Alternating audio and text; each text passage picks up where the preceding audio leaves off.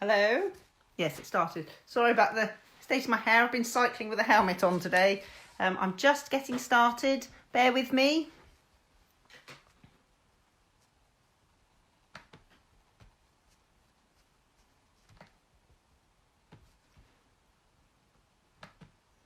Oops.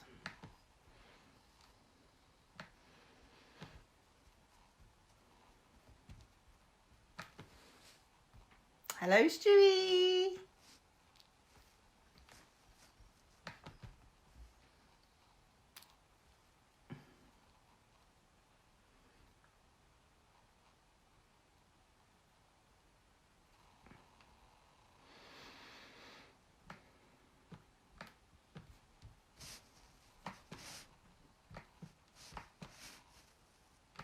Right. That's that.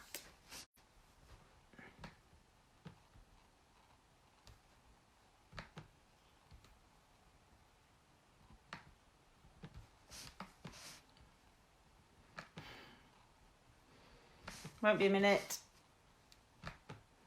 Hello, Mummy. Yes, I'm 8. You've written poorly. Hello, Charlotte. How are you? Bear with me. I'm just finishing off what I need to do.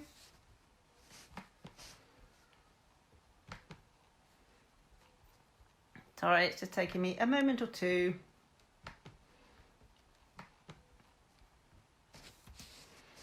I have a list of things my brother sets me to do before I start, and I'm not very quick at it.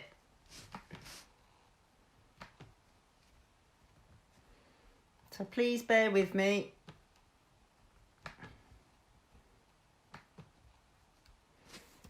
Nearly there.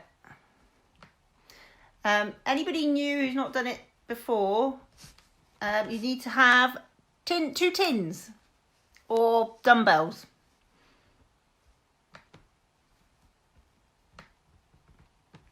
Oops. So we are going to go over what we did last week. Right, okay, lovely. Get started now. So you need a chair, dining room chair, low back chair, a worktop, and 2 tins. Because we're going to do upper body as well as lower body still. We're going to keep it pretty similar to what we've been doing, but I'm just going to add back in one of the exercises we were doing in the first week. Okay, so we'll progress as we're going.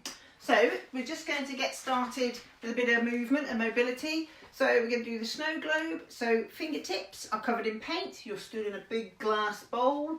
You're going to cover that bowl in paint. Okay, and if this movement above your head is uncomfortable for any reason and you prefer to be at 90 degrees, then just do it to that movement, to that height. The main thing is that you're putting the movement in through your thoracic spine and getting that rotation and as much as you can extension, which you can get if you get to about 90 degrees. So you're just following your fingertips, covering that whole of that circle in paint. Okay, so if you look at me from the side, you can see I'm kind of working through my thoracic spine. My shoulder blades are getting my ribs moving, which is getting my thoracic spine going. Okay, so we're going to move on to figure of 8, another upper back articulation. These are great exercises if you've been sat on your computer doing any work today or have been talking to people on the video channels and things like that, or watching films and you sat in this position, hunched forward, or even if you've been gardening and doing a lot of this position, these exercises get that all moving. So figure of 8, you're going to put your fingertips either side of your spine, find your spine, let your fingertips sit either side, bring your elbows together in front of you. You're going to draw a big figure of 8 with your elbows in front of you. So this movement again gets your upper back, which is quite stiff in a lot of people, doing side bending, extension, rotation and flexion. Okay, so just a few repetitions of that and then change direction, which often takes a bit of thinking about. Again, get those ribs and thoracic spine moving. Often that can help with any sort of neck stiffness you might be getting. Then we're going to move on to neck range of movement. So with your neck, you're just going to turn to look over your shoulder. You may find you can only get to a certain point and then it may become stiff or painful. Just take it to the point where you are beginning to feel a little bit uncomfortable. So any of these exercises should never bring on any new symptoms or any symptoms you currently get. So if you're getting pins and needles and shooting pains down your arm, then seek some assistance. If you don't, and then you do this, get yourself seen to.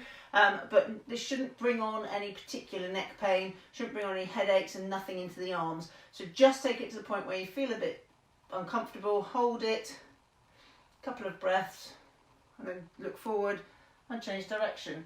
You may find you can go further one way than the other, but that's quite natural. A lot of people are like that, especially as you get older. You tend to find you favour one side a bit more than the other.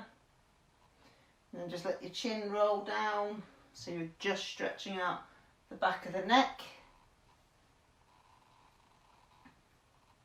That just starts to get the neck moving. Okay, so we need to start off with you can have a seat for this one if you prefer, or stand if you want. Get your tins or your dumbbells. If you don't want to use weights, or you don't feel ready for weights yet, then just go freehand. So the exercise is a shoulder press, so you're bringing your hands up above your head. If you're doing it without weights, so you're in this position, and you're doing it without weights, keep going. Okay, if you find you can't do that whole position, then just go to wherever you comfortably can. So if above the head is uncomfortable, then take your upper arms up to shoulder height. Just go to the point at which it's comfortable, just as you're tickling pain, if you like, if it's painful for you.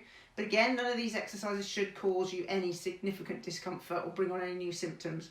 Okay, if you can do it with dumbbells, pick up your dumbbells, your tins, and you're just bringing the weights up in front of you, thumbs to the front. So this is a shoulder press. So you keep going.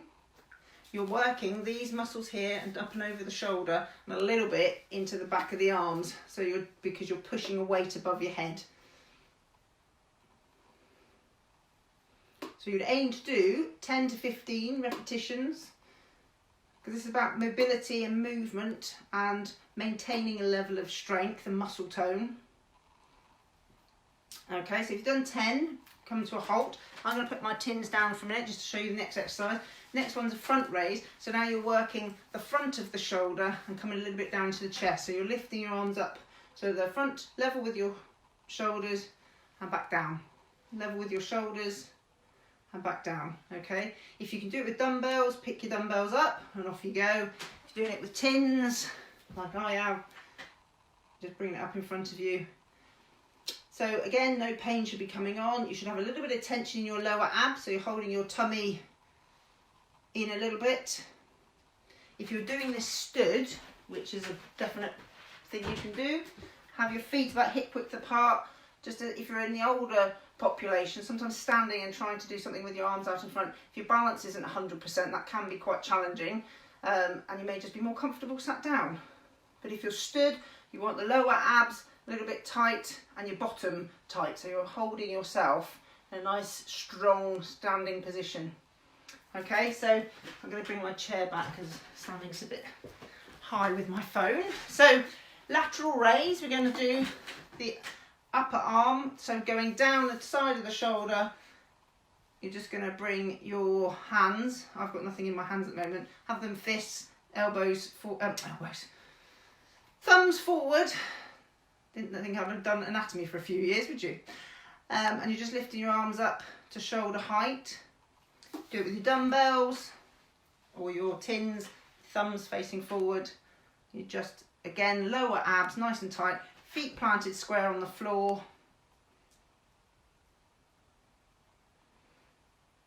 Okay, so you're aiming to do 10 to 15. What we're working on is muscle tone and maintaining some strength in your upper body. This is very low level intensity exercises. This is to encourage range of movement of the joints and keep you supple and mobile through your spine. Okay, so finish with these. Now we want the worktop. We're going to do lateral leg raises, so leg raises up to the side. Use the worktop for balance, have your fingertips rested on there. What I want you to make sure is when you lift your leg, you're not doing this. This is not the exercise, this is the movement. So your body's straight and your leg is lifting. I'm doing it on side on, your body is tall, tight lower abs, bottom working a little bit on your right side that you're stood on. If you're lifting your left leg, you will work your lateral glute and a little bit into your muscles in the lateral glute, your buttock muscles. And this just helps work the muscles that support you when you're walking, support your hips, give you a bit of strength through your pelvis. Okay, so again we're aiming for 10. Okay, and changing sides, so now I'm on my left. So again, you're just going to stand nice and tall, tummy held tight, taking your leg out to the side and behind you ever so slightly. So you're aiming at a bit of a 45-degree angle, not quite 45 degrees. So again, you'll feel it in your lateral hip. This is quite a good exercise, especially if you're getting over 40. It's helpful for any low-level aches you might be getting in your hips. Anything more that's constant or consistent or regular will give you night pain. Obviously get checked out, but sometimes a little bit of aching or discomfort around the hips, around the bottom, can be due to a bit of weakness through that area. If you have any questions about any aches or pains that you might be getting, please feel free to email me, info@stonehengeosteopath.co.uk, and I will get back to you and give you some help and suggestions. We're going to come back to sit to stand. This is a lovely exercise for people, especially if you're spending a lot of time sitting. This really gets your bottom working and your thighs working, and the emphasis is on standing without using your hands. So I'm just making sure I'm in the view. So you want your bottom to touch the seat and your feet to be square on the floor, about hip width apart. If you need to use your hands, glancing thigh push, that's fine. If you feel fitter and a bit more confident, get your hands up and out the way so you're not tempted to use them. Or if you just want a bit of a challenge, you may do the first 2 or 3, bit of a thigh push, and then have a go the last 7 with your hands up and out of the way. So tighten your bottom, lower abs, stay tight as well as you're stood. So really work through your bottom as you stand. So you're pushing up with your heels through the ground and tight bottom.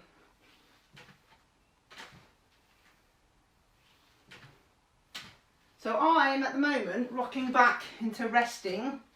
What we'd be aiming for eventually is that does not happen. You basically have a glancing touch of the seat and stand. I've no idea how many I've done. I think that's 6, 7, 8, 9, 10. Okay, so that's sit to stand. They're a nice exercise for building up strength around your hips, pelvis, help you with distance walking, balance, and trying to give you a bit of support around your pelvis for any low level aches and pains maybe getting around that area. So done leg raise, sit to stand, and do heel raise. So you may want your worktop again. 2 ways of doing this: feet both on the floor, slightly less intense version, or take your weight onto one side, get the other foot out of the way, and you're lifting your weight on one leg.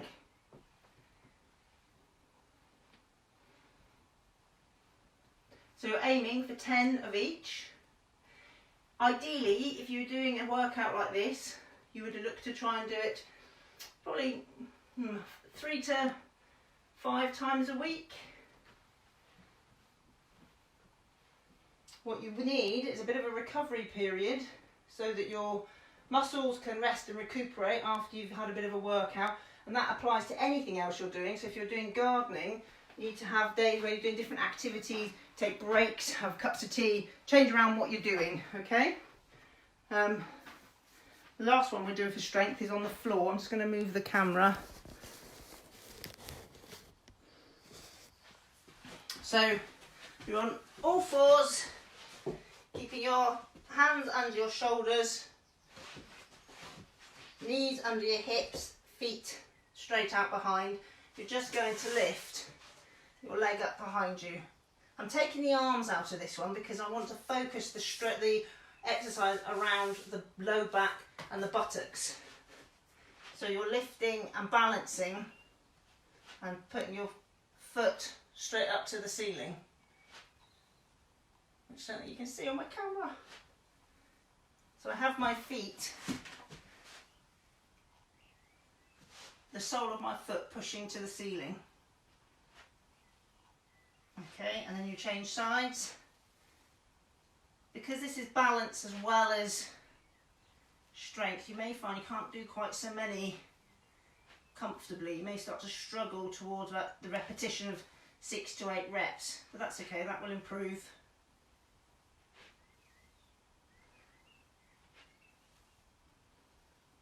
I'm hoping my sister's watching this because she was asking about exercises for her low back, and that was one of the ones I wanted to give her.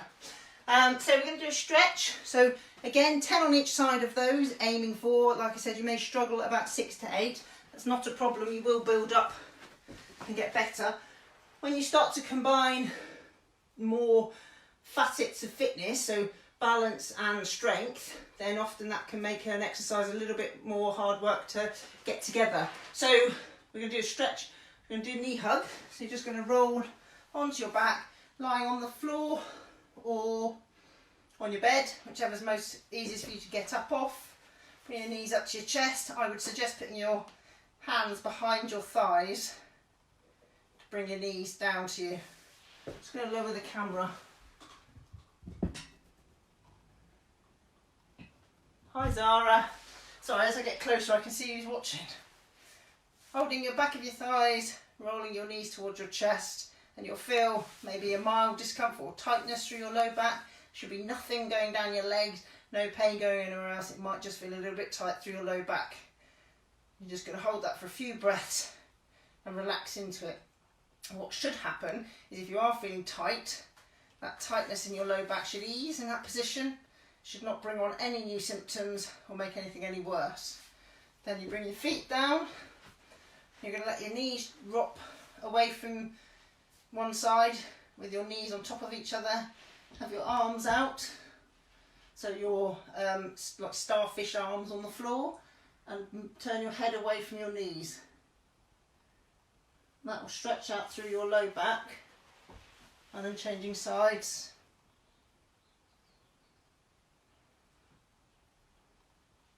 Holding it for a few breaths, let the side of your back stretch out. We're going to come back to sitting, so get yourself your dining room chair. We're going to do pelvic tilt. I would do this on the floor, but I don't think you can see terribly well when I'm sat on the floor. I'm going to have to figure out what I'm doing with that. So apologies if you missed most of what I've just done.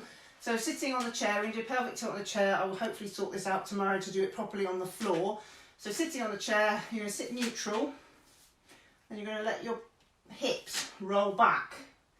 So if you imagine you've got your pelvis is a jug of water, and you're tipping it backwards to slop the water out the back.